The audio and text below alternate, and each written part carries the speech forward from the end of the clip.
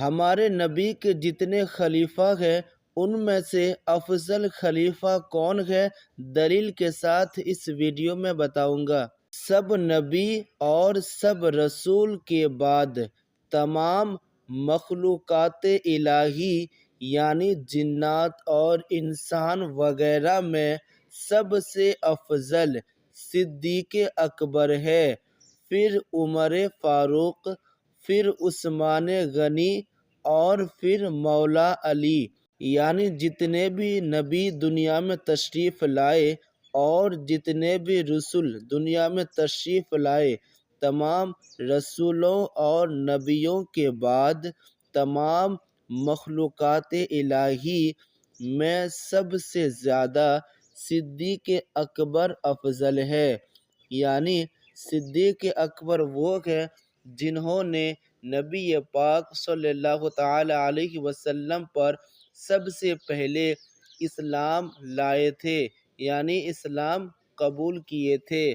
اور صدیق اکبر رضی اللہ تعالی عنہ وہ ہے جو ہجرت کے وقت یعنی ہمارے نبی جب مکہ سے مدینہ تشریف لے جا رہے تھے، ہجرت فرما رہے تھے، اس وقت بھی ہمارے نبی کے ساتھ رہے۔ اور صدیق اکبر کی بہت زیادہ فضیلتیں حدیث پاک میں آئے ہیں۔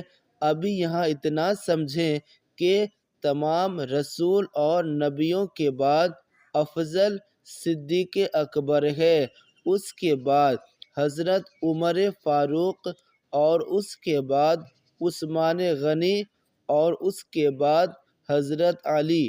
حضرت علی وہ ہے جو امام حسین کے والد ہیں، جو ہمارے نبی کے داماد ہیں اور جو حضرت فاطمہ کے شوہر ہیں یعنی شریک حیات ہیں۔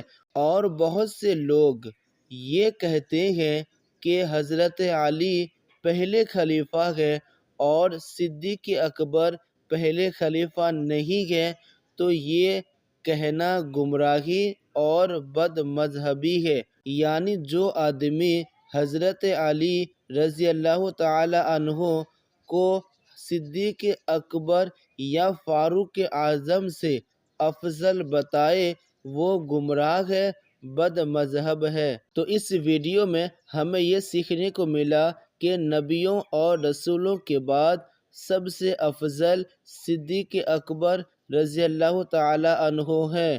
اور اگر آپ کو معلوم ہے کہ صدیق اکبر کا مزار شریف کہاں پر ہے تو کامنٹ سیکشن میں جواب دیں۔ چلیے ملتے ہیں ایک نئی ویڈیو کے ساتھ۔